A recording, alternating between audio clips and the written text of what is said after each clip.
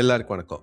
போன வாரம் போர் முடிவுக்கு வருமா? அப்படிங்கிற மாரி நம்ம யோசிச்சுட்டு இருந்தோம். பார்த்தா 2 வாரம் போர் நிறுத்தம் இருக்கு.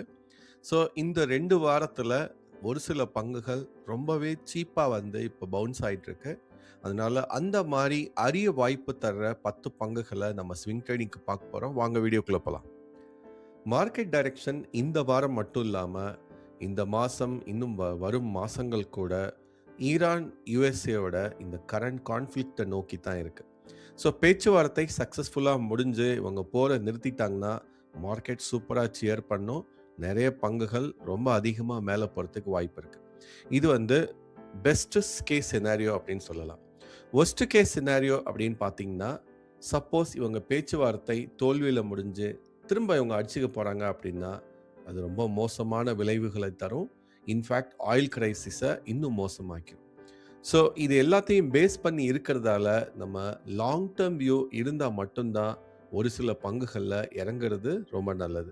அதே சமயத்துல, அடுத்த வாரம் இந்த அன்சர்டனிட்டி தொடரும்போது, நிச்சயமா ஒரு சில கவுண்டர்ல ரொம்ப நல்ல ஆப்பர்ச்சுனிட்டீஸ் இருக்கு. ஸோ இன்னைக்கு நம்ம பார்க்க போறதும் அதுதான். தொடர்ந்து நம்ம டீப் டைவ் பண்ணுவோம். லாஸ்ட் வீக் பார்த்தீங்கன்னா, நம்ம ரிவ்யூ பண்ண 5 ஸ்டாக்ல 4 ஸ்டாக் சூப்பரா போயிருந்தது. Adani power 10%, Astra microwave 7%, GE Vernova 6%, Nalco 4%. Latent View மட்டும் நியூஸ் பேஸ்ட் மூவ் அப்படின்னு நான் முன்னாடியே சொல்லியிருந்தேன். அது கொஞ்சம் தொய்வடைஞ்சிருந்தது. ஸோ நெறைய பேர் 150க்கும் கீழ, 160க்கும் கீழலாம் அதானி பவர் வச்சிருந்தாங்க. அவங்களுக்கு வந்து இது சரியான வாய்ப்பு ப்ராஃபிட் புக் பண்றதுல. கிட்டத்தட்ட ஒரு 10% இப்போ ஒரே நாள்ல போயிருந்தாலும், ஒரு 2 மாசமா ரொம்ப மோசமான சூழ்நிலையிலேருந்து கம்ப்ளீட்டா மேல வந்திருக்கு. என்னோட இந்த ஸ்டாண்டர்ட் கொரியில எந்த சேஞ்சஸும் இல்ல. ஸோ இதுக்கே வந்து எனக்கு ஒரு 22 ஸ்டாக்ஸ் வந்து ஃபில்டர் ஆச்சு. இதுல உங்களுக்கு வேணும்னா பெக் ரேஷியோ ஹையர் லிமிட் 2ஆ மாத்துனா, உங்களுக்கு இன்னும் கூட நெறைய வாய்ப்புகள் கிடைக்கும். ஏன்னா, இப்போதைய மார்க்கெட்ல பெக் ரேஷியோ, பி ரேஷியோ அந்த அளவுக்கு எடுபடாது அப்படிங்கிறது தான் உண்மை.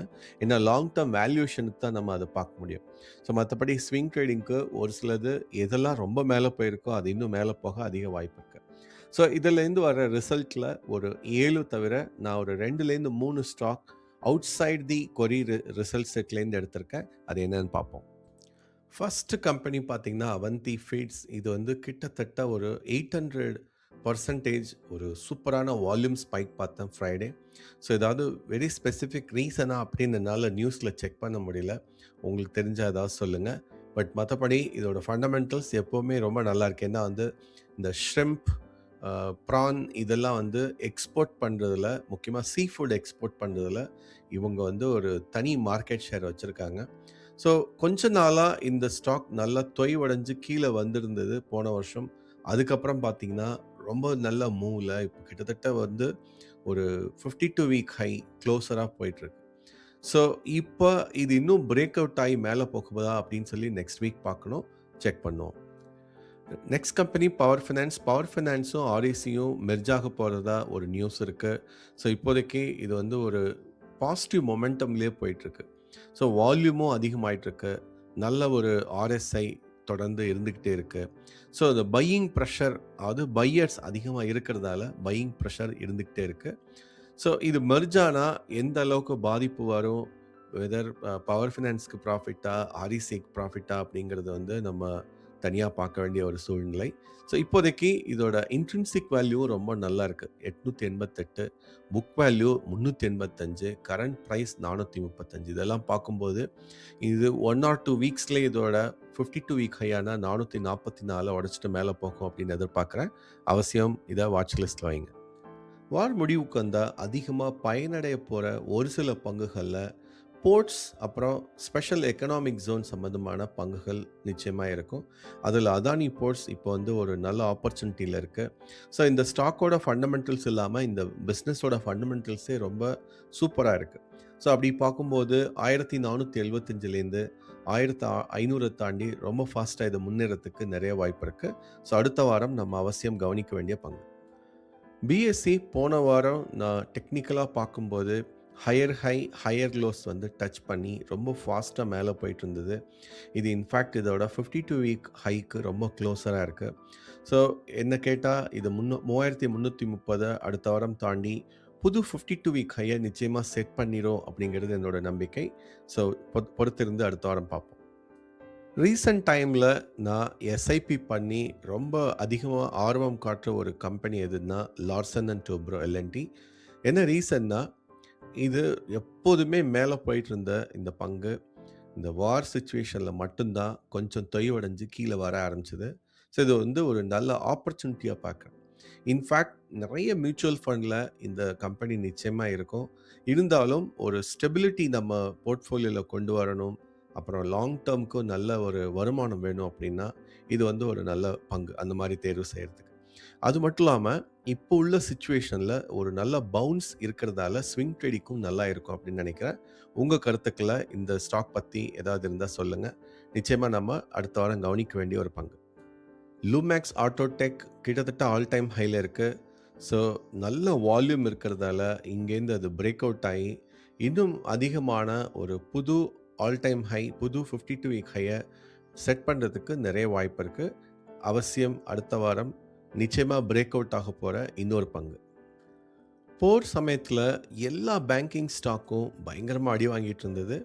அதில் கோட்டக் மஹிந்திரா பேங்க்கும் ஒன்று. ஆனால் இப்போ இதோட ஸ்டாக்லாம் ஸ்ப்ளிட் ஆகி நல்ல ஒரு அட்ராக்டிவ் ப்ரைஸில் இருக்குது. அதாவது நம்ம ஈஸியாக வாங்கி ஸ்விங் ட்ரேடிங் பண்ணக்கூடிய ஒரு ப்ரைஸில் இருக்க 375. ஸோ 52 வீக் ஹைலேருந்து ஒரு 18-20% கீழே இருந்தாலும் இங்கேருந்து ஒரு 2-3 மாதத்தில் இந்த மாதிரி கரண்ட் சுச்சுவேஷனை பொறுத்த வரைக்கும் மேலே போகிறதுக்கு அதிக வாய்ப்புள்ள நல்ல பேங்கிங் பங்கு எதுன்னு கேட்டிங்கன்னா Kotak Mahindra bank. So HDFC பேங்க்கும் இப்போதைக்கு நல்ல ரெக்கவரியில் இருந்தாலும் வால்யூமும் ஆர்எஸ்ஐயும் அந்த அளவுக்கு கான்ஃபிடன்ஸ் தர மாட்டேங்குது. கோட்டக் மஹிந்திரா பேங்க் அதை விட பெட்டராக இருக்குது. அது மட்டும் இல்லாமல் எஸ்பிஐயும் நல்ல இன்ட்ரெஸ்டிங்காக இருக்குது. ஸோ பேங்கிங் வந்து கொஞ்சம் கேர்ஃபுல்லாக தான் ஹேண்டில் பண்ணும். திரும்ப போர் வந்ததுன்னா எல்லா பேங்க் ஸ்டாக்கும் திரும்ப கீழே போக ஆரம்பிச்சிடும். ஸோ அதனால் வந்து ரொம்ப கேர்ஃபுல்லாக ட்ரேட் பண்ண முடிஞ்சால் இந்த கோட்டக் மஹிந்திரா பேங்க் அடுத்த வாரத்துக்கு சூப்பராக இருக்கும். இந்த லிஸ்ட்டில் ரொம்ப ஸ்ட்ராங்கான ஒரு ஸ்விங் ட்ரேடிங் ஸ்டாக் பார்த்தீங்கன்னா அசோக் லேலண்ட். என்ன ரீசன்னா, இது 200க்கும் மேலே போயிட்டு வார சமயத்தில் கிராஷ் ஆகி 170க்கும் கீழே வந்திருந்தது. ஆனால் இப்போ உள்ள வால்யூம் திரும்ப வரதை பார்த்தா நிறைய பையிங் இன்ட்ரெஸ்ட் வந்து ரொம்ப அதிகமாக இருக்குது. ஸோ அரிய வாய்ப்புள்ள பங்குகளில் இதுவும் ஒன்று. அடுத்த வாரம் இது 180லாம் தாண்டி போச்சுன்னா 1 or 2 மந்த்ஸ்க்குள்ள திரும்ப இதோட ஆல் டைம் ஹையை டச் பண்ணுறதுக்கு நிறைய வாய்ப்பு இருக்குது. ஸோ எனக்கு அதிகமாக ஆர்வத்தை கொடுக்குற எல்என்டி தவிர இன்னொரு பங்கு அசோக் லேலண்ட். ராயல் என்ஃபீல்டு இப்போதைக்கு மார்க்கெட் ரொம்ப சூப்பராக இருக்கிற ஒரு வெஹிக்கிள் மேனுஃபேக்சர் பண்ணி தர கம்பெனி ஐஷர் மோட்டார்ஸ். ஸோ போன வாரம் சடனாக ஒரு நல்ல ஸ்பைக் பார்த்தேன். எல்லா ஆட்டோமொபைலும் போன வெள்ளிக்கிழமை மேலே போயிருந்தது. அதில் இதுவும் ஒன்று. ஆனால் இதோட வால்யூம் மற்ற எல்லாத்தையும் விட நல்லா இருக்குது. ஆர்எஸ்ஐயும் ரொம்ப சூப்பராக இருக்குது. ஸோ அடுத்த வாரம் இது 7500 தாண்டி போகிறதுக்கு நிறைய வாய்ப்பு இருக்குது. ஸோ ரொம்பவே இன்ட்ரெஸ்டிங்கான ஸ்விங் செட்டப் இருக்கிற இன்னொரு கம்பெனி ஐஷர் மோட்டார்ஸ். நம்ம கொரி ரிசல்ட் செட்டில் இல்லாத கம்பெனி அசோக் லேலண்ட். அது தவிர இந்த கேனரா ரொபாக்கோ. இதையே நான் நம்ம லிஸ்ட்டில் அடுத்த வாரத்துக்கு இன்க்ளூட் பண்ணியிருக்கேன்னா, ஸோ மார்க்கெட் தொடர்ந்து கீழே போகும்போது ஐபிஓ வந்ததுன்னா அது நிச்சயமாக அடி வாங்கும். அதுதான் இதுக்கும் நேர்ந்தது. கரெக்டாக பார்த்தீங்கன்னா இந்த மாதம் தான் இது லிஸ்ட் ஆச்சு. 354 வரைக்கும் போனது. அதுக்கப்புறம் 263க்கு இப்போ வந்திருக்கு. ஆனால் இப்போ ஒரு நல்ல ரெசிலியன்ட் வால்யூம் தெரியுது. ஆர்எஸ்ஐ நல்லா இருக்கு. ஸோ இதுக்கு வந்து மூவிங் ஆவரேஜ்லாம் நம்ம பார்க்க முடியாது. ஏன்னா ஒரு மாதம் கூட இன்னும் ஆகலை. அப்புறம் எதுக்கு வந்து இதை டிஸ்கஸ் பண்ணுறோம்? இது வந்து ஐபிஓ பேசிஸும் கிடையாது. என்ன ரீசன்னா, இந்த அசெட் மேனேஜ்மெண்ட் கம்பெனிகள் எல்லாமே ரொம்ப நல்லா பண்ணிட்டு இருக்காங்க. அது ஹெச்டிஎஃப்சி, நிப்பான், அதே மாதிரி யூடிஐ. ஸோ அதெல்லாம் இருக்கும்போது ஒரு ஸ்மால் கேப்பாக ஒரு புது ஆப்பர்ச்சுனிட்டியாக நான் இந்த பர்டிகுலர் கம்பெனியை பார்க்குறேன். சப்போஸ் இதில் நம்ம இன்வெஸ்ட் பண்ணி மாட்டிக்கிட்டா என்ன பண்ணுறது அப்படின்னு கேட்டிங்கன்னா, ஃபண்டமெண்டல்ஸ் ரொம்பவே நல்லா இருக்கிறதால நான் பெருசாக இதுக்கு ஸ்டாப் லாஸ் வைக்கணும்னுலாம் பார்க்கல. ஏன்னா வந்து ரொம்ப சின்ன குவான்டிட்டி நம்ம ஸ்விங் ட்ரேட் பண்ணாலும் இதுலேருந்து ஈஸியாக வெளியில் வரலாம். அப்படி வர முடியலனாலும் வெயிட் பண்ணலாம். அந்த அளவுக்கு வந்து ஒரு கான்ஃபிடென்ஸ் தர கம்பெனியாக இருக்குது. நீங்கள் என்ன நினைக்கிறீங்க அப்படிங்கிறத கமெண்ட்டில் சொல்லுங்கள். இந்த வாரம் அரிய வாய்ப்புள்ள 10 பங்குகளை பார்த்துருக்கோம். இதை பற்றிய உங்கள் கருத்துக்களை கமெண்ட்ஸில் சொல்லுங்கள். ரொம்ப முக்கியமான காஷன், சப்போஸ் ட்ரம்ப்போட சொதப்பல்னாலேயோ இல்லை ஈரானுக்கும் யூஎஸுக்கும் பேச்சுவார்த்தை, உடன்பாடு சரியா வரலைன்னாலும், இது எல்லாமே நெகட்டிவா ஆகக்கூட நெறைய வாய்ப்பு இருக்கு. அதனால ரொம்பவே கேர்ஃபுல்லா ரிஸ்க் எடுங்க. ஸோ, இதில எதுவுமே என்னோட பை செல் ரெக்கமெண்டேஷன் கிடையாது. இது ஷேர் பண்றது ஒரு நாலேட்ஜ் ஷேரிங் பர்ப்பஸ்க்காக தான். ஸோ, நீங்க வந்து தயவுசெய்து உங்க ரிசர்ச் பண்ணிட்டு, அப்புறம் டெசிஷன் எடுங்க. All the best. Thank you.